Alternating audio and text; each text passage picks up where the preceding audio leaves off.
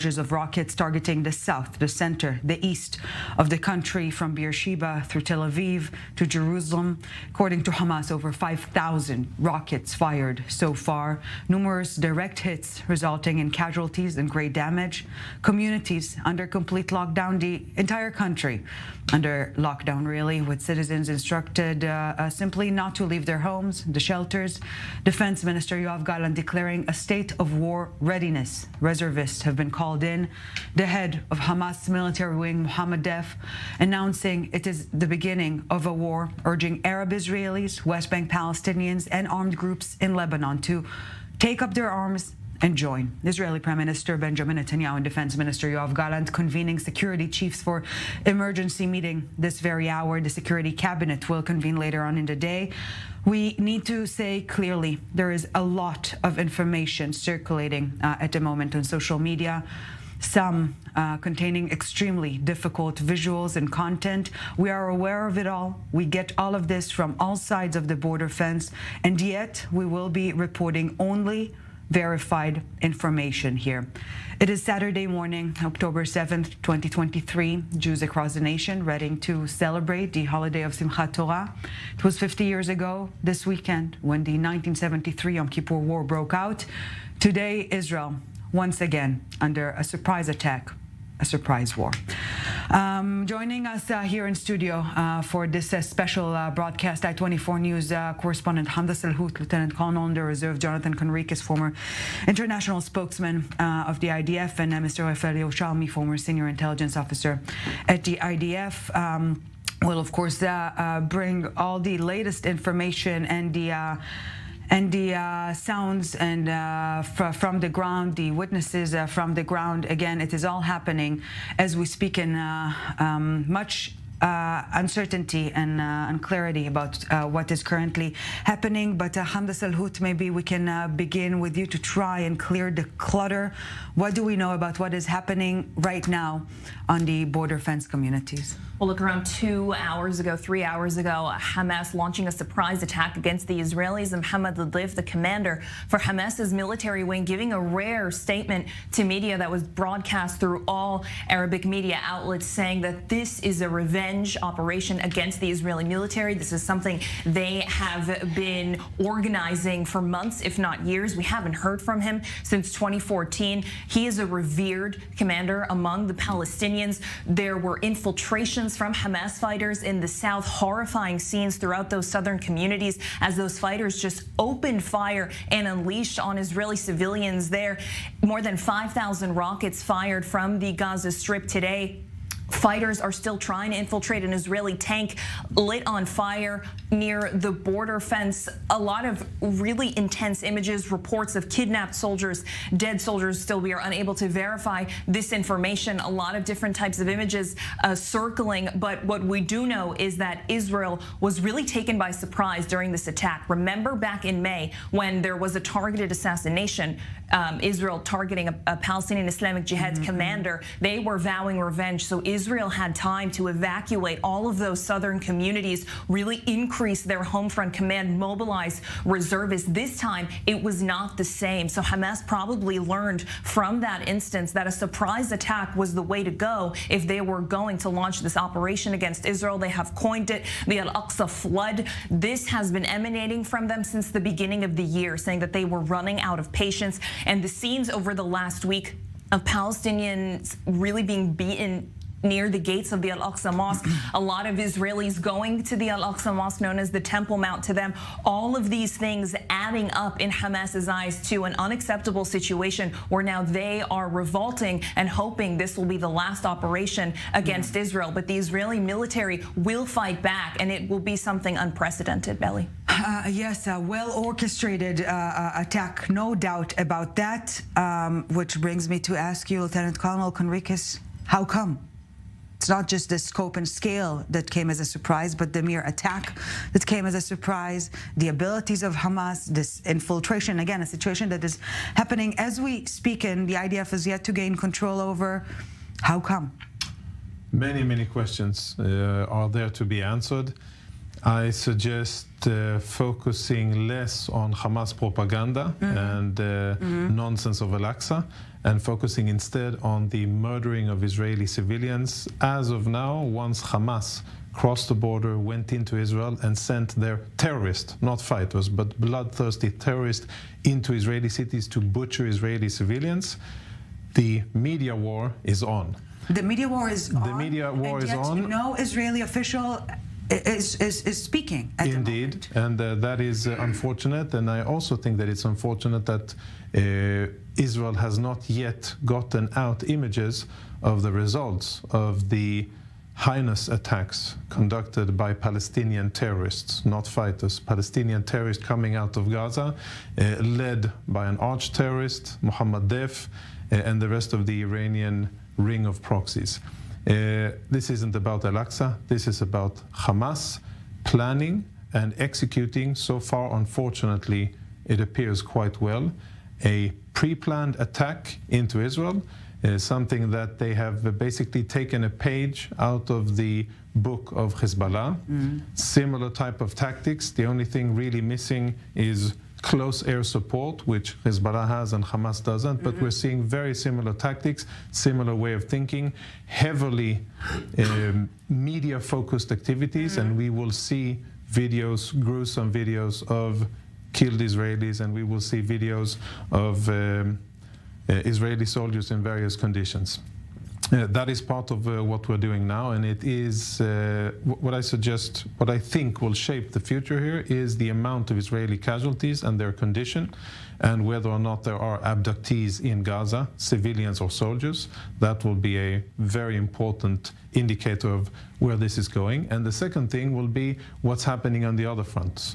As far as I hear now, the other fronts are relatively stable and quiet. There's readiness in the north, and Judea and Samaria seems to be stable at the moment, but that is something that needs to be actively monitored and anticipated. I don't think that this magnitude of a Hamas attack in the south is something that the Iranians and the rest of their proxies are not aware of, did not condone, and are not prepared for, which lends to the assessment that there will be more events to happen.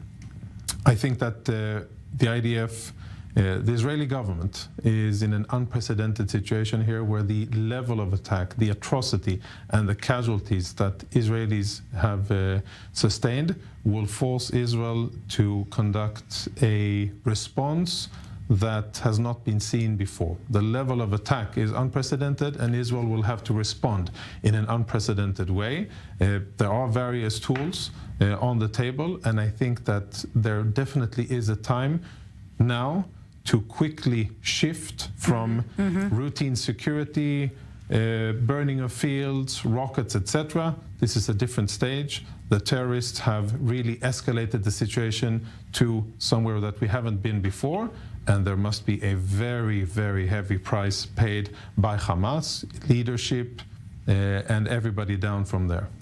Lieutenant Colonel Conricus, obviously, as you've mentioned, more questions than answers at this point in time.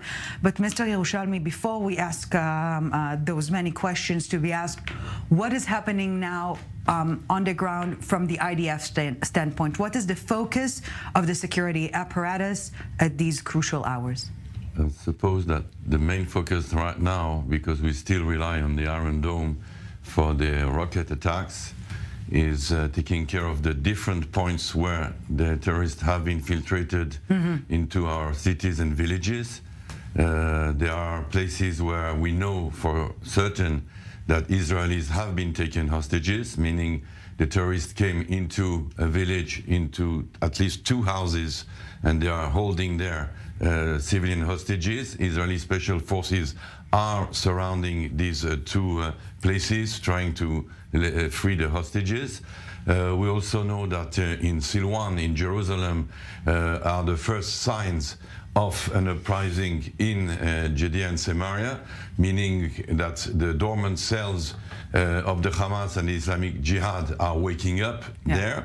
We know that in the north, in southern Lebanon, there is a very important armed presence of Hamas in Palestinian refugee camps, and also other Palestinian organizations that might come into action without counting the Hezbollah. The Hezbollah might still play it safe for now, stay out of it for now, but there are other factions that can operate. So there are many signs for the IDF to operate on all fronts. Of course, we are now in your worst nightmare scenario. They are in the drawers of the planning and strategic branches of the IDF operations to mount facing such kind of scenarios. Nightmare scenarios have been taken into account. The problem will be now the decision at the political level. Right. At 1 o'clock there is the meeting of the Security Cabinet, and it's the political level that has to decide to what level of response they will allow the IDF. The IDF is ready to strike and strike hard. We know that this strike will be very dangerous for our troops. We will lose soldiers in that war. We are going towards a war. The Minister of Defense said there is a war. The Hamas has declared a war. We're a long war. There's a very important call of reserve forces from the IDF. Right. Tens of thousands of soldiers are being called to reserve. It's not the first level of reservists joining, but more than yes, that. but it's a lot of people already, and they're massing them, of course, along the Gazan border. It remains now to be seen what is the efficient answer, because to strike hard, to bomb a lot of places in Gaza, we've done it in the past. We've destroyed buildings, we've destroyed offices. A large-scale operation it will not be enough. I think the main mistake of the different governments, we can't even pick up one. Right. Most governments of Israel made two mistakes. The first mistake was believing that the Hamas was a possible, even indirect, partner for any kind of negotiation. Yeah. So if we had any doubt what are the Hamas intentions, we have no more doubt today. It's just to kill Jews and to kill innocent people, and it's pure hatred without any advance of the Palestinian cause. There is here no liberation of the Palestinian people. It's pure jihad, it's religion. And the last mistake, I'm just saying, not to have eliminated those leaders who are now leading this operation against Israel. Yes, as we speak, scenes of slaughter, no other way to put it, in southern Israeli communities. And we do want to tune in now to Israel's police chief, Yaakov Shabtai, as citizens of Israel's south are essentially begging for help. Let's tune in. אנשים לא ייכנסו לשם, אף אחד שלא יצא החוצה, כי במקביל יש את התקפת טילים. אנחנו במלחמה. Yes, the chief of police wrapping up short statements. He's the first Israeli official to speak, saying loud and clear, Israel is in a state of war. And again, this joins hours now long of Israeli residents who are, with the lack of a better term, simply begging for police, for the IDF to help them. As they're facing not just constant barrages of rockets, but again, the presence of Hamas terrorists in Israeli communities, walking around streets of Israeli cities down south. And we do want to go now live to I-24 News correspondent Nicole Tzedek in the city of Yavne, one of many cities to be bombarded since the early hours of this morning. Nicole, the Home Front Command instructions could not have been any clearer. Simply stay home, lock the doors until advised otherwise.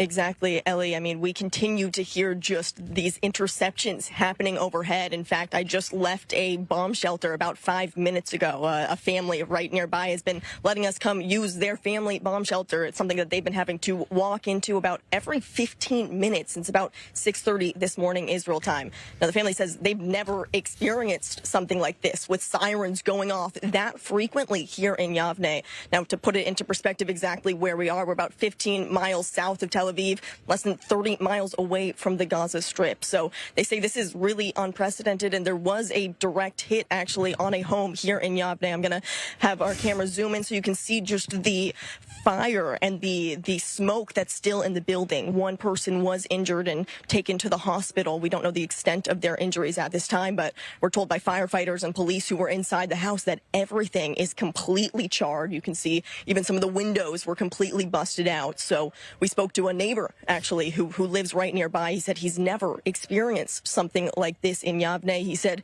his daughter is now experiencing trauma, and she actually took herself to the hospital as well. And so that's what we're also hearing so many reports of, just people experiencing such trauma in this area because they're not used to something like this. And for them to have to go into their bomb shelter every 15 minutes, or with a family with 4 kids and multiple other people, and they're welcoming everyone who's around, because once that siren goes off, you barely have any time to go into someone's house and get to your safe place. So that's exactly why the Home Front Command is urging everyone to stay in their safe place, lock their doors, and really hunker down right now during this period. And I can't believe I'm saying that, Nicole, but this might be one of the easiest scenes that we've seen since the early hours of this morning. Obviously, the life of a family completely turned upside down, but compared to, again, what we're seeing now, that might be the case in so many different places right now across Israel, as we still do not have a clear picture of the amount of direct hits, of casualties, of the scope and scale of the damage. The chief of police speaking short minutes ago and speaking about 21 active scenes.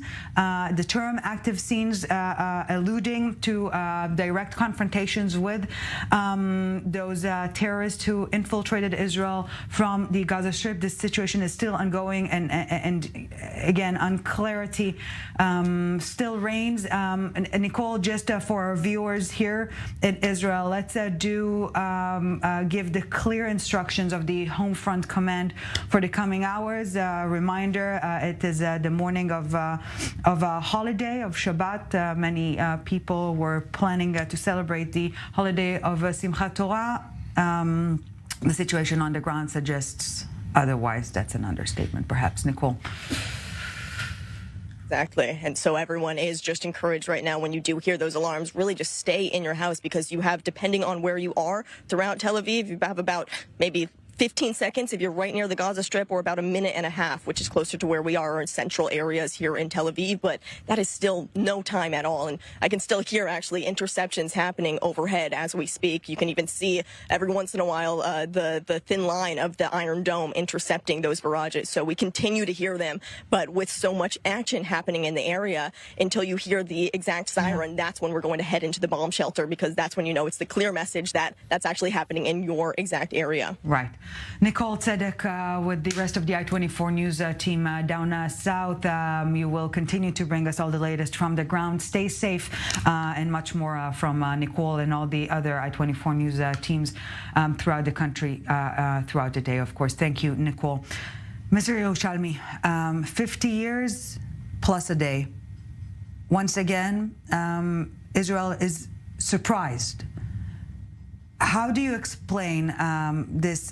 I will not go as far as to say to give grades or deem it as a failure, but there was obviously lack of proper intelligence when it comes to Hamas intentions. There was the only similarity, because on the ground it's completely different from the Yom Kippur War, of course. But the only similarity is what they used to call in Hebrew a misconception, the misconception. And there were a few misconceptions. Of late, there was an impression, and that impression was confirmed by experts in the security services, that the Hamas were willing to kind of negotiate an appeasement in exchange for socio-economic help to the Gazan people. In work permits, the Israelis even give more work permits for Gazan workers. There was a feeling that the lack of popularity of Hamas in Gaza would push the Hamas to better the conditions of living in Gaza with the help of the Israelis, with the help of Arabic countries. Yeah. So overall, there was a complete misconception of what the Hamas is about and what are the Hamas's intentions. Nobody saw it coming. They thought exactly the other way around, that we are going to which was of course a mistake of more than 20 years. A lot of people in my branch, in my domain, always consider the Hamas Hamas as 100 and 200% pure terrorist organization that you cannot expect anything from and you should not negotiate with. That's the misconception generally in intelligence. Now on the ground, there's many questions have to be asked after. Now we have to concentrate on defending ourselves against this attack, but after that we will have to understand how come such a scale of an operation was not detected in the preparation stage? How come so many rockets can be shot? To shoot that many rockets at the same time means that the troops were deployed and organized in such a way that the launching places were ready. You just had to wake up and in a few minutes join them. So why was it not detected? How come that a week ago, when there was a show of strength and the kind of maneuver by the Islamic Jihad, the intelligence services didn't see that it was a smoke screen for preparing this attack? How come that we have so many drones, satellite images, spies on the ground, informants on the ground? We didn't find there is here a problem with the intelligence for sure, but also I'm afraid in the first moments now of what is happening, a problem of readiness on the ground of the troops, of the crowds, with people begging for help in villages of Israel, when the army and police taking some time to provide that help. A whole lot of time, if I may, and we're seeing all throughout our conversation here, the visuals, the images coming out from the ground, terrorists, again, walking around Israeli streets, Israeli territory, Israeli towns, fully armed. And Hamda Salhout, here with us in studio, Mr. Yerushalmi was talking about the misconception on the Israeli side, and yet, as he mentioned, there were signs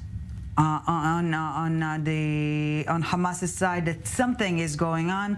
Let it be those rocket fired towards mostly sea area recently, those launches, or this parade to show the arms capabilities of Hamas short time ago. So, and as you have mentioned, Hamas had been building up, preparing for this moment for quite some time now. Hamas has been preparing. And remember, this has been the deadliest year for both Israelis and Palestinians. More than 200 Palestinians killed by the Israeli military, combatants and non-combatants. More than 30 Israeli civilians killed by armed Palestinians. The level that this situation is going to get to is going to be something that is never seen before, something we've never seen before. Mohammed Lif, the military commander, calling this a revolution, calling on Palestinians from the north to Jerusalem to the West Bank to get involved in this. And Arab Israeli citizens as well. Correct. Arab citizens from the north. This is going to be something that the Israeli military is really going to have to strategize how they are going to respond to this. It is also worth noting that Palestinians inside the Gaza Strip, a lot of them are civilians, a lot of them are people who are not involved in this conflict, and they are going to be the ones who are hit the hardest, just like the civilians in the south who were killed this morning by the ambush. The infiltration of the border is something that is really going to have to be looked at, something that's going to have to be examined, how they were able to get there. The Palestinians were also able to take Israeli military vehicles and are now driving them in the streets of Gaza. Reports of several hostages among the Israeli forces as well. We're nearing the end of our broadcast, and I really do want to conclude it by your statement, Jonathan Conricus, former spokesperson for the IDF. A lot of unclarity. What should we focus on this hour? I think we should focus, I think Israel should be focusing on closing down the Gaza Strip, indicating to Gaza and all of the other terrorists watching, and the entire world is watching. Right. All of the other terrorists in the Iranian proxy network are watching, and the severity of our response, not just the early stage of the response, but what will come after, and what will come after that comes after, will be watched. And this, I think, as difficult as the time is, and we're going to see horrible images of Israeli casualties, as difficult as this is, we should see this as an opportunity to significantly change the status of the Middle East, to significantly change what Hamas and other Iranian proxy organizations have been able to do and accumulate along our borders. And if this isn't a wake-up call for Israel, then I don't know what is. Yes, if Israel will not change the situation in the Middle East will change the situation for it. No doubt that we are facing prolonged hours, days of tough times, and Israeli resilience should be underlined during those hours. We will continue to bring you all the live updates from the ground throughout the day. See you at the top of the hour.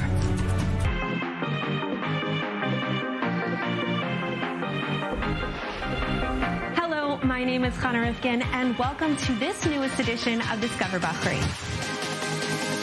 There are a wealth of beautiful beachfronts to enjoy in Bahrain. Life here is centered on being active and enjoying the outdoors. Whether it's an evening volleyball match or diving into an immersive oyster shucking experience, you will fall in love with all that Bahrain has to offer.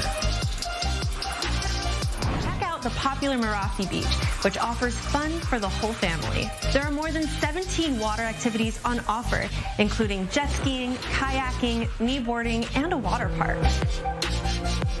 Choose from an array of delicious food establishments overlooking the crystal clear water and enjoy a beautiful afternoon.